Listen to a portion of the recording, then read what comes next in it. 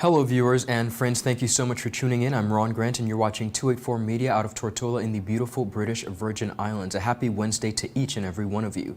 The Department of Youth Affairs and Sports, through the Ministry of Education and Culture here in the British Virgin Islands, is gearing up for a number of events that cater to the well-being and needs of our youth in the territory. Today, we're going to be joined by Mrs. Brenda Tyletsum, the Director at the Department of Youth Affairs and Sports, as well as Ms. Desiree Flanders-Harrigan, the Youth Program Officer. A lot of stuff going on. We talk Youth Talks, Caribbean Youth Day, Basic Sound Engineering Certificate course, Carry Your Own Key, as well as some sporting events, and the highly anticipated Gen Y Factor 5th Final Edition. All this and so much more after a word from our sponsors. You're watching 284 Media. You value traditions. Today, You value music. You value education. Family. I love you. Service. Thank you. You're welcome. Love. Life. At Popular, we're committed to you and everything our community values. For the things you value the most, count on us. Popular. Viewers, thank you so much for sticking with us. As promised, I am joined by Mrs. Letsum Tai, Director, and Mrs. Harrigan.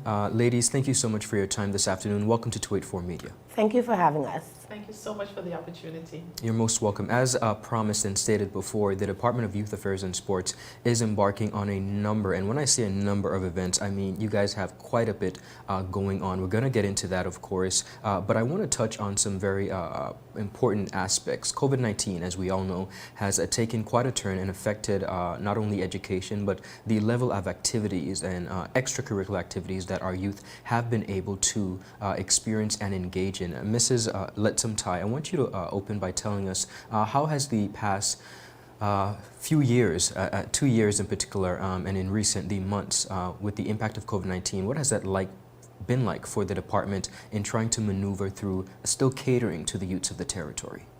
Well, like everywhere else in the world, Ron, we have had to readjust, redirect. We have moved a lot of our programming onto the virtual platform. I think you will recall back in 2020, we did quite a bit of work. The quarantine Yes, was competitions. completely virtually done. And once again this year, because of the COVID, we had virtual sports. We have our DYAS voice, which is also done remotely. We've had several Zoom meetings with our young people about their mental health. So we have tried to use the virtual platform to reach our young people as much as possible. Whenever possible, however, we do try and meet face to face, of course, observing all COVID-19 protocols. But we have managed, and we're very happy that we are still able to engage our young people as much as possible in the circumstances we find ourselves. Beautiful. And speaking of engaging, Mrs. Harrigan, we have quite a bit of activities on the department front, from Youth Talks to Caribbean Youth Day. I want us to go through those activities and programs that will be beginning as of early as today at 5 p.m. Begin by telling us about these events. Okay, well, our Youth Talks initially was, created to engage our young people on topics of issues that may be concerning to them. So today at 5 o'clock at our Youth Center space, we'll be talking about a BVI education curriculum, now for later. So that was a topic that came out of our first Youth Talks that the young people expressed to me that they would like to have a conversation about. So hence, I just made it happen, and that is happening Beautiful. today at 5. Okay, Caribbean Youth Day. Let's talk about that. Okay, so Caribbean Youth Day is recognized every 30th of September each year. And the regional theme this year is Building Resilience, COVID-19, Mental Health, and Caribbean Development. So what we decided to do this year is to host a health and wellness fair, Preserve Your Peace, Take Action Now. And that is going to be tomorrow at the Noah Lloyd Park from noon to 6 p.m. I have a list of activities that we have scheduled for that day. I'll just go through them quickly. We have a vaccine drive, of course, that is for persons 18 and older. Beautiful.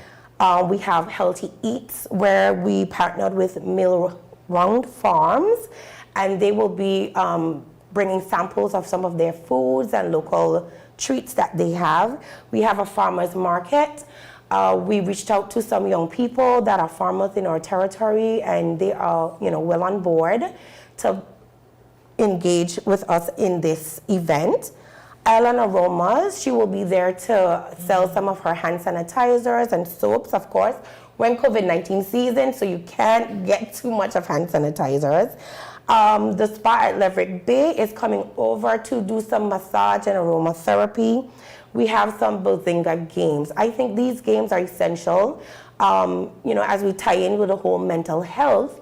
These would assist, of course, just get your mind off of work, all the stress that you may be having. So we have these giant-sized games that will be on site for persons who pass through the park to engage in.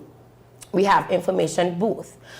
We have mental health will be there to give us some information as it relates to our mental health. We have a nutritionist that will be there, and we've joined with Fit Factory, who will be talking about, the importance of fitness as we navigate through everything that's been happening. Last but not least, at 5 o'clock, we'll be having an aerobic session by Diffie, and he's from Genesis Gym. So right after work, feel free to stop on by, put on your gym clothes, walk with them from home. Of course. Put on your gym clothes and let's get ready. What I love about this event, it is not just for the youth, but the entire territory can benefit from this. Am I correct? Correct. Beautiful. So that's the Caribbean Youth Day that is going to be held tomorrow at the Noah Lloyd Positive Action Movement Park. Tell us about this sound engineering certificate course. Okay, so this course now is scheduled to start on the 9th of October. And this will be running for a duration of 8 weeks. That's every Saturday from 3 to 4:30. Our facilitator is Mr. Charbin Reset Smith, and the cost for this is $100. Of course, you can call the department to sign up for it. At the end of this, each participant will be having a certified beginner engineer certificate. Beautiful. And this will be in basic editing and mixing. Is there age specific to who can sign up for this? 15. Well, we do target everything to our youth.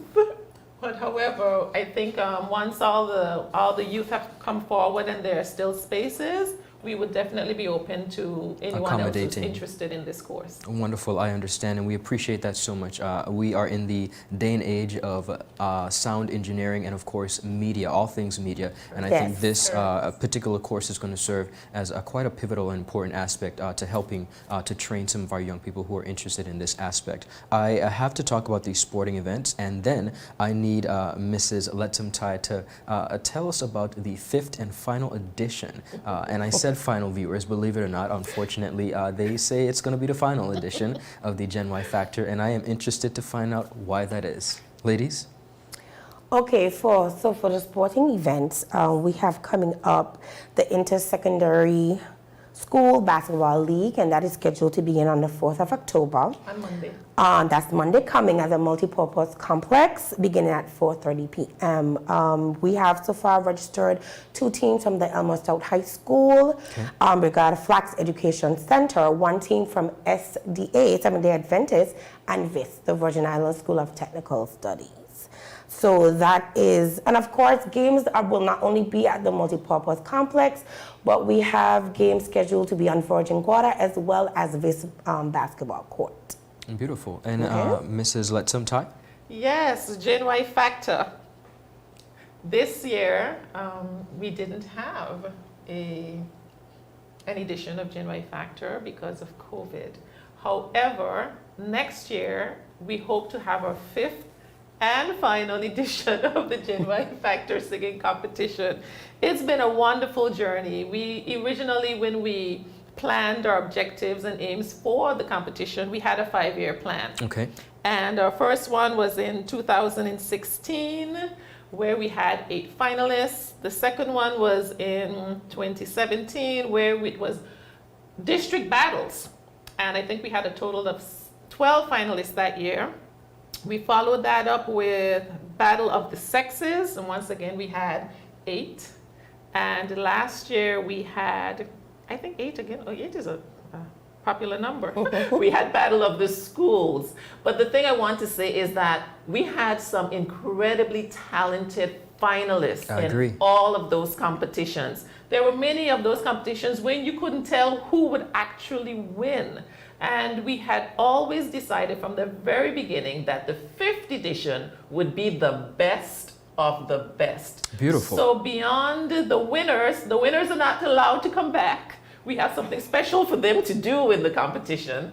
But all the finalists from 2016, from the 1st edition right through to the 4th edition, we are looking for them. They're all over there. You know, they've gotten a little older. They're in college, they're overseas, but we're going to track them all down and we're going to invite them to come back for this best of the best competition.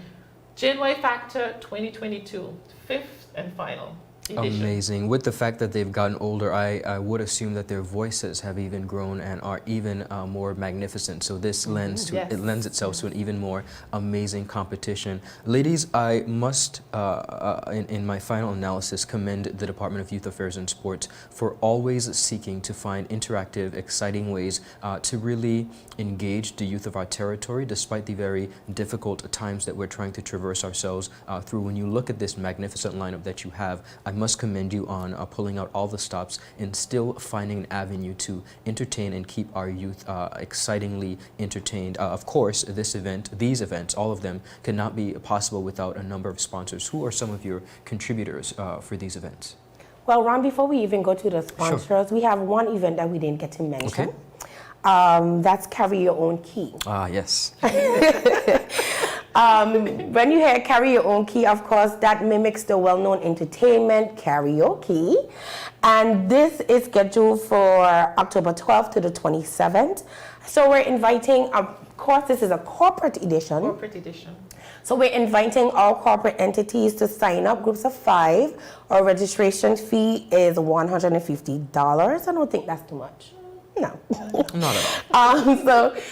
It is, of course, is with a twist. So there's a lot of surprises, a lot of prizes to be won. And, you know, let me just take this time to highlight some of our sponsors for all the events that we're hosting thus far. That is Digicel, Honorable Vincent Whitley, Virgin Gorda Transport, Mr. Neyman Chalwell, Oma's Cafe, Sabre Rock, Leverett Bay, One Mart, and Ashelika Foy. And may I say that Digicel has been the sponsor for Gen Y Factor from the 1st edition through all the editions thus far. They are a major sponsor. Wonderful. Well, ladies, as it pertains to Carry Your Own Key, allow me to be the first to sign up the CCT team. There are a number of us, a number of my colleagues who carry their own key on a regular basis. So I think we will fit right into this competition. So go ahead, and I'll take the blame for this, but go ahead and sign up CCT. We'll be there. All right. Excellent. All right. All right. Viewers, as mentioned, the events begin today with the Youth Talks at 5 p.m. Be sure to tune in and lend to this amazing conversation on education. Tomorrow, the Caribbean Youth Day, and from there we have the Sound Engineering Certificate course, which will be held on Saturdays. It's of course open to youths. If we have space, we'll be happy to accommodate other persons, and the cost for that is $100. In addition to that, Carry Your Own Key Corporate Edition, that's $150. We're inviting all corporations, all our trust companies, as well as government organizations as well, to participate in this exciting event. We have sporting events, and again, the Department of Youth Affairs really catering to the needs of our youth in the territory. Ladies, thank you so much for your time today, and I appreciate the conversation. Thank you. Thank you so much for having us. You're most welcome. Viewers, that is all the time we have, but that is, of course, not all the content. Be sure to tune in at 6 p.m. this evening, where my colleague and I, Kamal Haynes, will be bringing you the latest in local, regional, and, of course, international content. It's 284 Media. I'm Ron Grant. I'll see you later. Bye-bye.